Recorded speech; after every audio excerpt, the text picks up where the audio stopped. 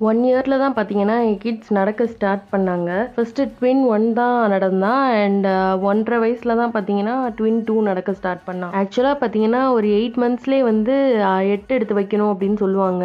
But என் பசங்க வந்து எல்லாமே லேட்டா தான் பண்ணாங்க. பட் எல்லாரும் பார்த்தீங்கன்னா, பசங்க சீக்கிரம் நடக்கணும்னா இந்த டிப்ஸ் ஃபாலோ பண்ணுங்கன்னு எனக்கு சொன்னாங்க. அது வீடியோ லாஸ்ட்ல சொல்றேன். அண்ட் மெயினா பார்த்தீங்கன்னா, என் கிட்ஸ் எல்லா மைல் ஸ்டோனுமே கொஞ்சம் லேட்டா தான் அச்சீவ் பண்ணாங்க. மித்த பசங்களோட கம்பேர் பண்றப்போ. நடந்தது, பேசினது எல்லாமே லேட் தான். பட் அந்த ட்வின்ஸ் பாண்டுன்றது ஒரு 3 மந்த்ஸ்ல இருந்தே அவங்களுக்குள்ள இருந்தது. அண்ட் வெளியே எங்கேயாச்சும் போகணும்னா 3 பேர் வேணும். இவங்கள கூட்டிட்டு போகணும்னா நான், என் ஹஸ்பண்ட், அம்மா 3 பேரும் சேர்ந்து தான் போவோம்.